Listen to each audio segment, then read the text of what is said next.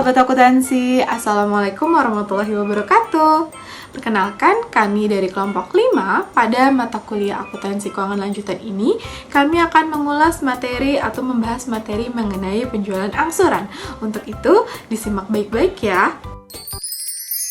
Oke teman-teman, sebelum kita membahas mengenai penjualan angsuran secara mendalam, oleh karena itu kita perlu mengetahui jenis-jenis dari penjualan itu sendiri, yang mana terbagi menjadi dua. Yang pertama yaitu penjualan umum dan yang kedua adalah penjualan angsuran. Penjualan umum ini di dalamnya terbagi menjadi dua. Yang pertama penjualan tunai dan yang kedua adalah penjualan kredit. Mungkin kebanyakan dari teman-teman sudah memahami maksud dari jenis-jenis penjualan tersebut, namun kami akan mengulas kembali mengenai jenis-jenis penjualan. Yang pertama penjualan tunai, yang mana sering kita temui bahwa transaksinya dilakukan secara tunai atau dimana ketika terjadi penjualan atau pembelian maka langsung dilakukan transaksi pembayaran.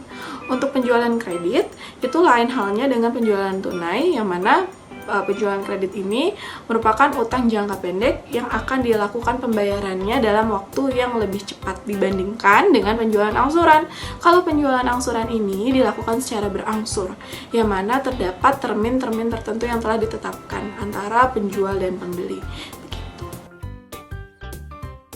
Kali ini teman-teman perlu mengetahui metode penetapan laba kotor pada penjualan cicilan. Yang pertama adalah laba kotor dalam penjualan. Pengakuan laba kotor dalam penjualan dalam periode tersebut dilakukan tanpa memperhatikan jumlah dan angsuran yang dibayarkan sebelumnya. Pendekatan ini dapat dilakukan hanya dalam kondisi tertentu. Yang pertama, penjualan cicilan tidak akan dibatalkan. Yang kedua, jangka waktu pelunasannya relatif singkat. Yang ketiga, biaya terkait dengan penjualan angsuran dapat diperkirakan secara relatif akurat. Dan yang keempat, uang muka relatif besar, begitu pula dengan cicilannya yang juga relatif besar. Selanjutnya, di sini saya akan membahas mengenai metode penetapan laba kotor pada penjualan cicilan. Untuk metode yang kedua, yaitu penetapan laba kotor dalam periode penagihan per kas. Pada metode ini, pencatatan laba kotor dilakukan pada saat pengumpulan kas. Setiap kali terjadi penagihan kas, maka pencatatan mengandung unsur pembayaran harga pokok penjualan dan laba kotor. Lalu ada 3 pilihan dalam melakukan penerimaan piutang atas penjualan angsuran. Pilihan yang pertama yaitu ada penerimaan kas pertama pada awalnya dianggap sebagai penutup dari biaya produksi. Setelah biaya produksi ditandatangani, penerimaan kas selanjutnya dicatat sebagai laba kotor. Pilihan yang kedua yaitu penerimaan kas pertama dianggap sebagai laba kotor dan penerimaan yang tersisa dicatat sebagai biaya penutup.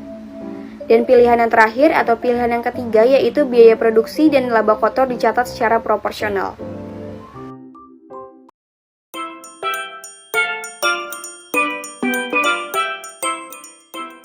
Selanjutnya kita masuk ke contoh soal penjualan cicilan. PT Orascom membeli sebuah tanah senilai 170 juta dan membayar biaya-biaya lain senilai 10 juta.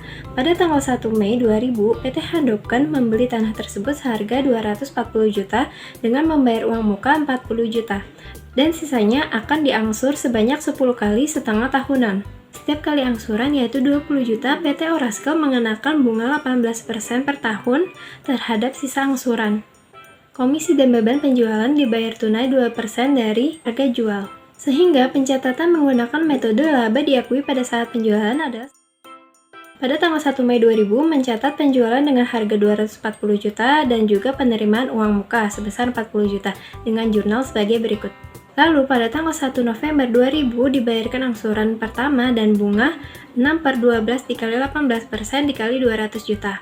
6/12 ini didapat karena pembayaran angsuran dibayarkan setiap 6 bulan. Lalu pada tanggal 31 Desember 2000 mencatat jurnal penyesuaian. Lalu realisasi laba kotor tidak ada jurnal dan ayat jurnal penutup. Kemudian pada tanggal 1 Januari 2001 dicetak jurnal pembalik sebagai berikut.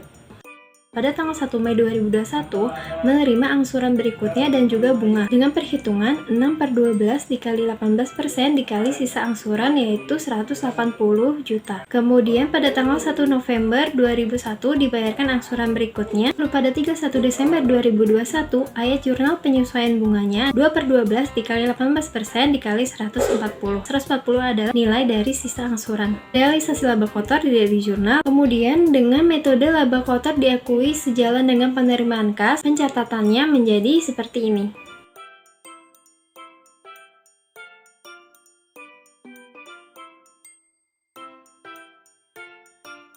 Pada penjualan angsuran, dengan metode penggunaan laba kotor, pada saat penjualan terjadi akan diakui laba kotor sebesar 60 juta pada tahun 2000, yaitu pada saat penjualan terjadi tanggal 1 Mei 2000. Sedangkan pada metode pengakuan laba kotor sejalan dengan penerimaan kas, juga akan mengakui laba kotor sebesar 60 juta. Hal ini dapat dilihat dalam tabel berikut.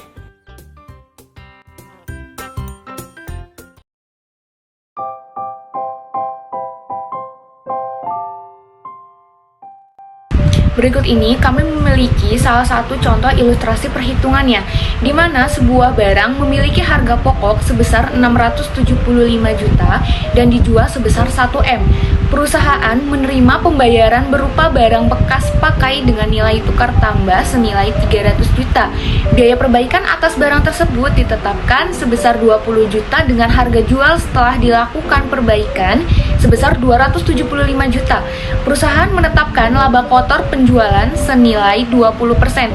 Maka bisa kita lihat untuk jurnalnya sebagai berikut.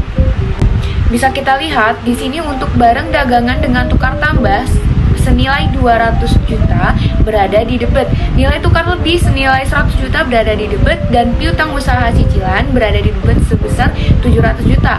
Untuk posisi kreditnya sendiri berada di penjualan cicilan dengan nilai 1M. Untuk harga pokok penjualan cicilannya sendiri berada di debit dengan jumlah 675 juta dan barang dagang baru senilai 675 juta terletak di kredit. Untuk penyelesaiannya, nilai tukar dan kelebihan nilai tukar dihitung sebagai berikut. Harga barang bekas saat pertukaran yaitu 300 juta. Harga pokok barang bekas di sini bisa dilihat harga setelah diperbaiki yaitu 275 juta. Harga perbaikan 20 juta, taksiran laba kotor yaitu 20% dikali 275 juta, yaitu 55 juta. Kemudian 20 juta ditambah 55 juta yaitu 75 juta. Nilai barang bekas saat pertukaran yaitu 275 juta dikurang 75 juta sehingga menjadi 200 juta. Maka cadangan selisih harga pertukaran yaitu 300 juta dikurang 200 juta yaitu 100 juta.